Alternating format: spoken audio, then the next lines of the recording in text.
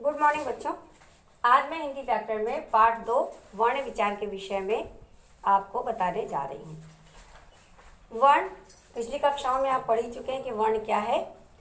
वर्ण भाषा की उस लघुतम इकाई को कहते हैं, लघुतम माने छोटी, उस लघुतम इकाई को कहते हैं जिसके और खंड नहीं किए जा सकते, जिसके और टुकड़े नहीं किए जा सकते। इस प्रकार आता है वर्णमाला। वर्णमाला क्या है? वर्णों के व्यवस्थित समूह को वर्णमाला कहते हैं। वर्णमाला वर्णों के व्यवस्थित समूह को वर्णमाला कहते हैं, यानी कि वर्णों को जब हम एक सीक्वेंस में लगा लेते हैं तो वे वर्णमाला बन जाते हैं। जैसे हिंदी वर्णमाला में मान लिया कि जो है उसमें आपका स्वर आ गया, अनुस्वार आ गया, अयोगवा आ गया, व्यंजन आ गया, विसर्ग आ गया। तो ये सारे जो है हिंदी वर्णमाला में वर्णों को जब हम क्रमबद्ध तरीके से लगा लेते हैं तो वे वर्णमाला कहलाते हैं।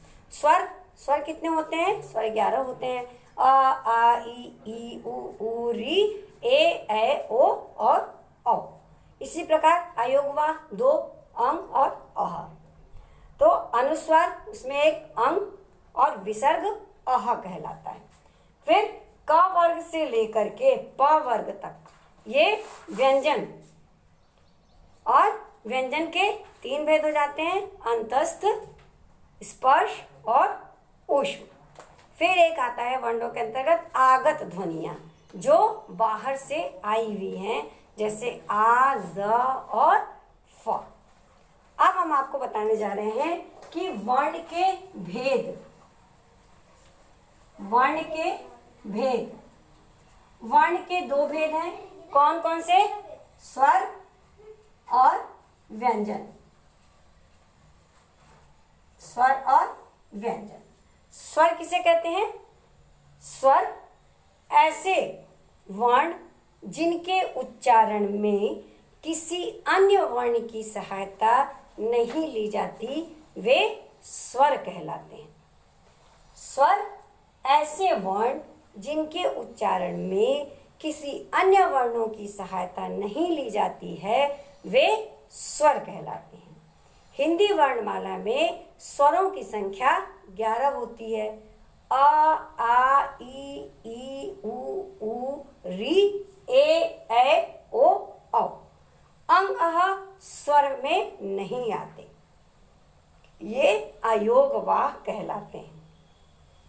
स्वर के जो भेद होते हैं, उच्चारण के आधार पर स्वर को 2 भागों में बांटा गया है। नंबर 1 का उच्चारण में समय के आधार पर, उच्चारण में समय के आधार पर, उच्चारण में समय के आधार पर, और दूसरा उच्चारण में प्रयुक्त अंग के आधार पर, उच्चारण में प्रयुक्त अंग के आधार पर। ठीक है। अब उच्चारण में समय के आधार पर, जैसा हमने आपको पिछले क्लास में पढ़ाया है कि स्वर के 3 भेद जो प्रकार ह्रस्व, दीर्घ और प्लुत, वही उच्चारण में समय के आधार पर आते हैं। पहला क्या आ जाता है? ह्रस्व स्वर। इसके अंतर्गत आएगा ये 3 ह्रस्व। अब देखिए समय के आधार पे इसका उच्चारण करते समय कम समय का प्रयोग होता है। आपने पिछली क्लास में इस चीज को पढ़ा है, लेकिन उच्चारण में समय के आधार के हिसाब से नहीं पढ़ा है। आपने ये पढ़ा है कि स्वर के कितने भेद होते हैं, तो वही भेद है, लेकिन यहाँ पे उच्चारण में समय के आधार पर ह्रस्व स्वर, इसका उच्चारण करते समय बहुत ही कम समय होता है। फिर आता है दीर्घ स्वर, इसका उच्चारण करते समय ह्रस्व स्वर से 2 गुना समय लगता है। और फिर आता है प्लुत स्वर, इसका उच्चारण करते समय ह्रस्व और दीर्घ स्वर से 3 गुना समय लगता है।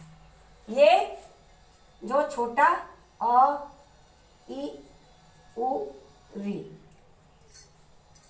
इसमें आ, ई, उ इस तरीके से, इसमें ओम, ये इस चिन्ह का प्रयोग होता है। तो इसका उच्चारण करते समय ह्रस्व में कम समय, दीर्घ में 2 गुना समय और प्लुत में 3 गुना समय लगता है। फिर उच्चारण में प्रयुक्त अंग के आधार पर इसमें निरुनासिक 2 होते हैं और अनुनासिक। कौन कौन से होते हैं? नंबर 1 निरुनासिक और दूसरा क्या होता है? अनुनासिक। अनुनासिक। निरुनासिक क्या है? वर्णमाला के सभी स्वरों का उच्चारण मुख से किया जाता है, नाक की सहायता नहीं ली जाती। इन सभी स्वरों को निरुनासिक स्वर कहते हैं, अर्थात अ, आ, ई, उ, री, ए, ओ तथा औ निरुनासिक स्वर है, जो केवल जिनका उच्चारण केवल मुख से किया जा रहा है। इसका उच्चारण करते समय हमें नाक का प्रयोग नहीं करना पड़ता। फिर दूसरा आता है अनुनासिक, जिन स्वरों का उच्चारण मुख और नाक दोनों से होता है उन्हें अनुनासिक स्वर कहते हैं। जैसे ये 10 होते हैं, जैसे अंग, चंद्र बिंदु लग रही है सब पे, आंग, है ना। फिर ये सारे जो मुख और नाक दोनों से जिनका उच्चारण किया जाता है वे अनुनासिक स्वर कहलाते हैं। अब स्वरों का प्रयोग 2 प्रकार से किया जाता है। एक कौन सा? एक स्वतंत्र रूप से स्वरों का प्रयोग, एक होता है स्वतंत्र रूप से और एक होता है मात्रा। स्वतंत्र रूप से और मात्रा से। जब शब्दों में स्वरों का प्रयोग मूल रूप से किया जाता है तो वे स्वतंत्र रूप से कहे जाते हैं। जब शब्दों में स्वरों का प्रयोग उनके मूल रूप में यानी कि जैसे वो हैं वैसे ही उनका प्रयोग किया जाता है तब वे स्वतंत्र रूप में कहे जाते हैं। और एग्जाम्पल है, उसका उदाहरण है, जैसे अब, आज। अब देखिए ये मूल रूप में है अपने, इसमें कोई परिवर्तन नहीं हुआ है। इधर, उधर, ये जो है ये कहलाते हैं इसका स्वतंत्र रूप। अब इसके बाद मात्रा रूप में स्वरों को जब व्यंजनों के साथ मिलाकर लिखा जाता है और उनका जो लिखने का स्वरूप होता है वो बदल जाता है तो स्वरों के इन बदलते हुए चिन्हों को मात्रा कहते हैं। मात्रा किसे कहते हैं? स्वरों के बदलते हुए चिन्हों को मात्रा कहते हैं। ये 10 होते हैं। अस्वर की कोई मात्रा नहीं होती है। अब इसके बाद आता है अयोगवाह। क्या आता है? अयोगवाह। अयोगवाह। अयोगवाह अंग और अह, ये न तो स्वर होते हैं और न ही व्यंजन। हिंदी वर्णमाला में अंग और अह ऐसे 2 वर्ण हैं जिनकी स्वरों की भांति मात्राएं तो हैं किंतु उच्चारण व्यंजनों की तरह होता है।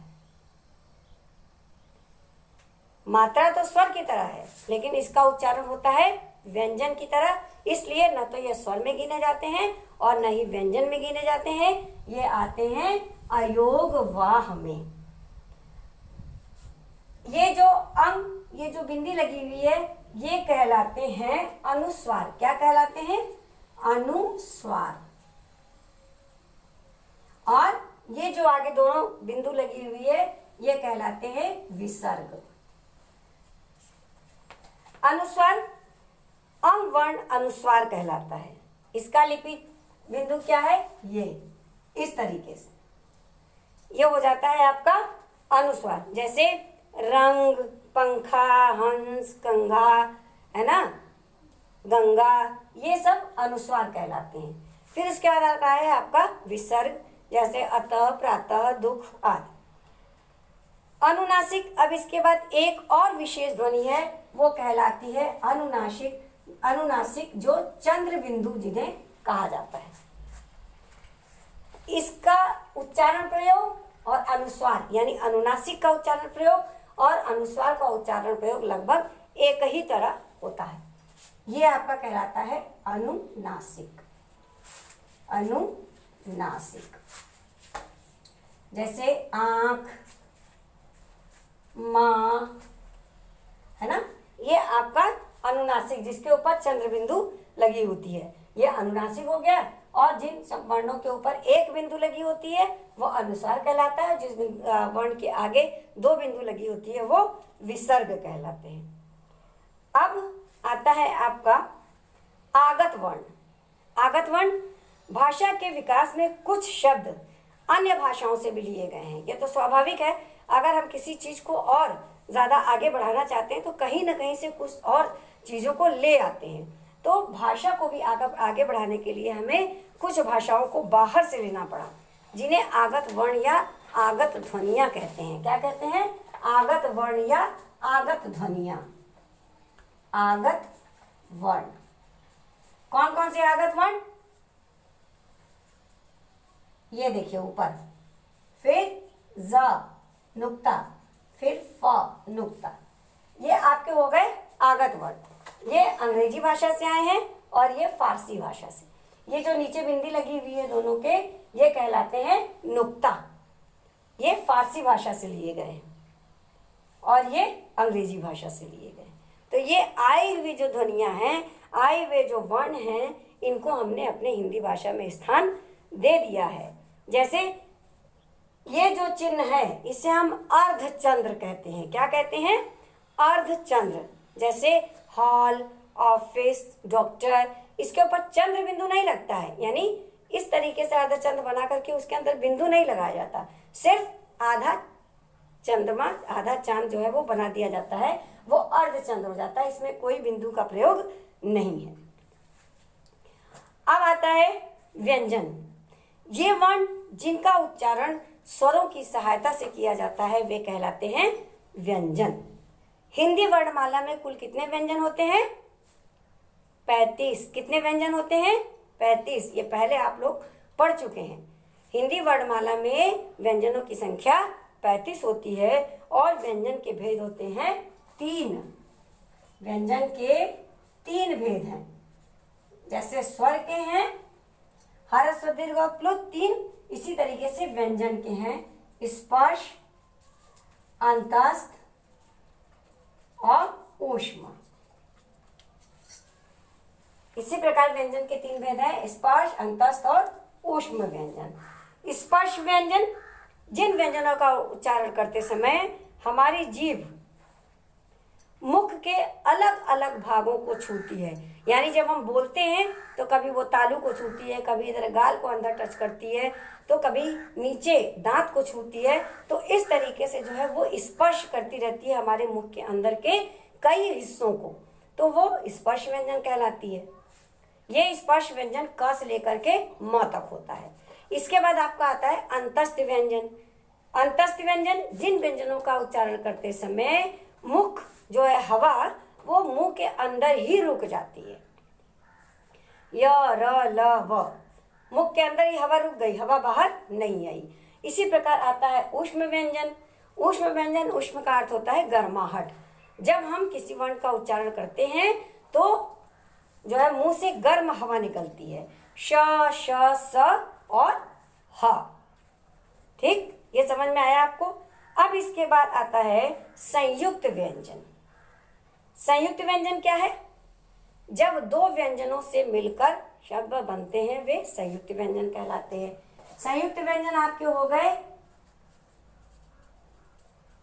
संयुक्त व्यंजन हो गए श, त्र, य और श्र। श बना क और श से मिलकर, त बना त और र से मिलकर, य बना ज और य से मिलकर, श्र बना श और र से मिलकर। ये दो व्यंजनों से मिलकर बने हुए हैं, तो इसलिए ये कहलाते हैं संयुक्त व्यंजन। फिर आपका आता है द्वित्व व्यंजन। क्या आता है? द्वित्व व्यंजन। एक हो गया आपका संयुक्त व्यंजन और एक हो गया द्वित्व व्यंजन। दो एक समान, ध्यान रखिएगा, संयुक्त व्यंजन दो व्यंजनों से मिलकर बने हैं और द्वित्व व्यंजन जो है दो एक समान व्यंजनों के मेल से बनते हैं। एक जैसे दो व्यंजन रहेंगे वो बन जाते हैं, जैसे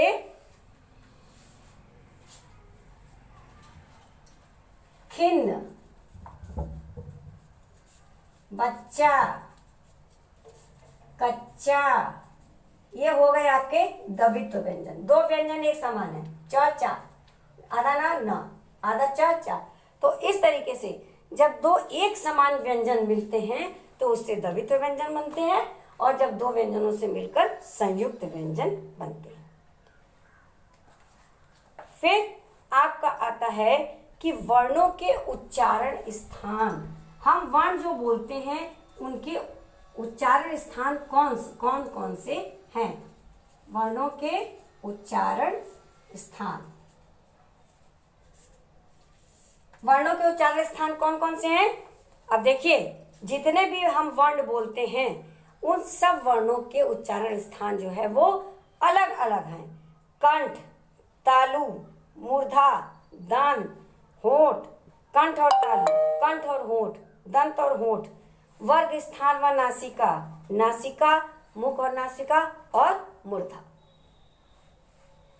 कंठ, तालु, मूर्धा, दंत, होंठ, कंठ और तालु, इस तरीके से हमारे मुंह के जितने भी स्थान हैं वे सब वर्णों के उच्चारण स्थान यानी भिन्न भिन्न वर्णों के उच्चारण स्थान में माने जाते हैं। अब इसके बाद आपका आता है वर्ण विच्छेद।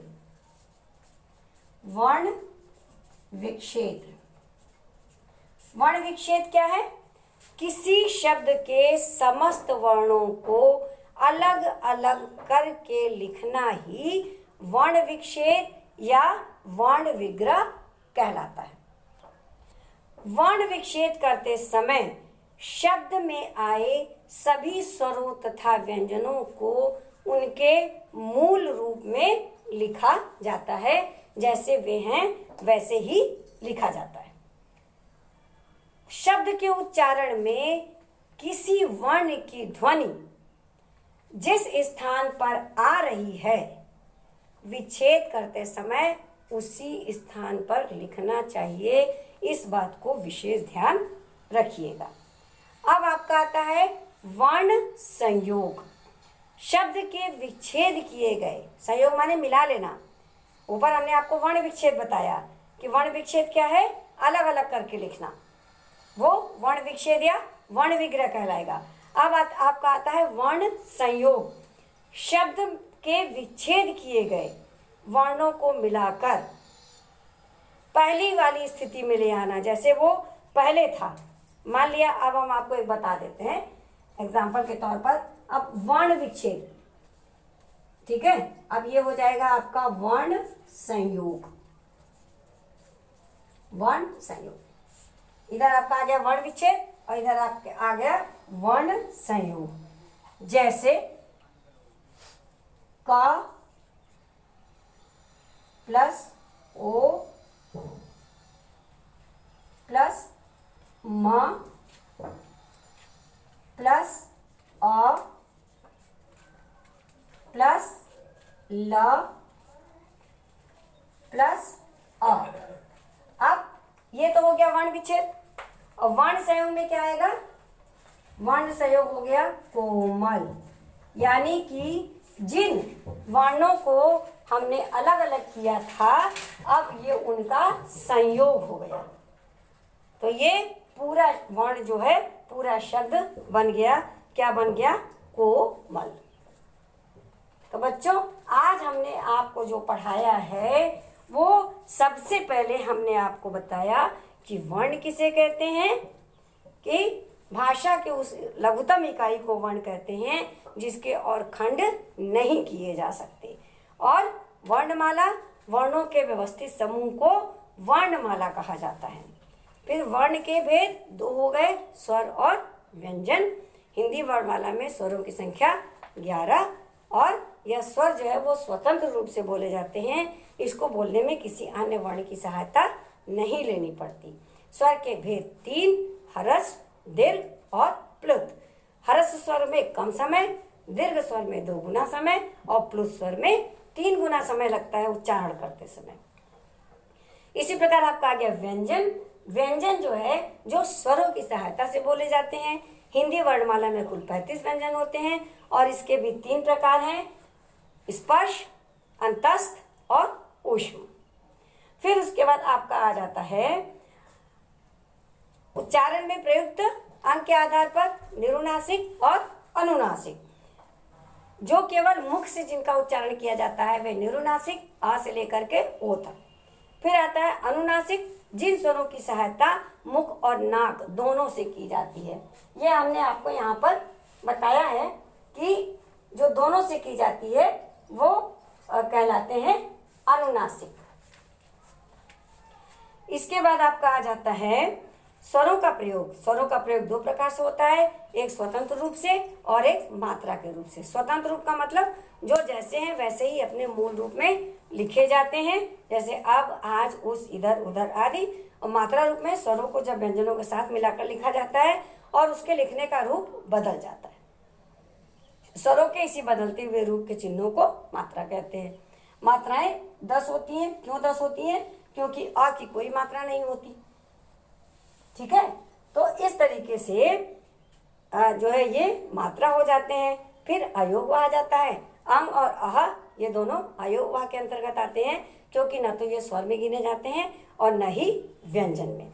अंग, ऊपर जो बिंदी लगी होती है उसके वो अनुस्वार कहलाते हैं, जैसे अंग, रंग, पंखा, कंघा।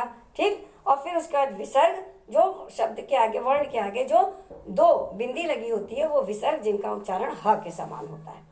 ठीक है, फिर आता है एक अनुनासिक, जिसपे चंद्र बिंदु का प्रयोग होता है, जैसे टांग, आंख, माँ, है ना, ये हो गया आपका। फिर उसके बाद आ, जैसे ये जो अर्धचंद्र हमने बताया है, यह विदेशी भाषा है, यह विदेशों से आई हुई भाषा है, जिसे हमने अपने हिंदी भाषा में स्थान दे दिया है। जा और फ नुक्ता, यह फारसी भाषा से आई हुई है। फिर उसके बाद आपका आ जाता है वर्णों के उच्चारण स्थान। कौन कौन से वर्णों के उच्चारण स्थान हमने बताए? कंठ, तालु, मूर्धा, दंत, होंठ, कंठ और तालु, कंठ और होंठ, दंत और होंठ, वर्ण नासिका, स्थान व नासिका, नासिका, मुख और नासिका और मूर्धा। ये जो हम जितने भी वर्ण उच्चारण करते हैं ये इन्हीं स्थानों पर से बाहर की ओर निकलते हैं। फिर आता है आपका वर्ण विच्छेद। वर्णों को जब हम अलग अलग चीजों में बांट देते हैं वो कहलाते हैं वर्ण विच्छेद। फिर आता है आपका वर्ण संयोग। वर्ण संयोग यानी विच्छेद किए हुए वर्णों को फिर से एक साथ एक रूप जो दे देते हैं वो कहलाता है वर्ण संयोग।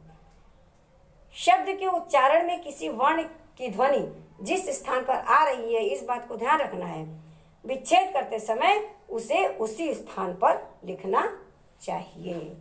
अब आपको समझ में आ गया होगा बच्चों आज का ये पाठ। धन्यवाद।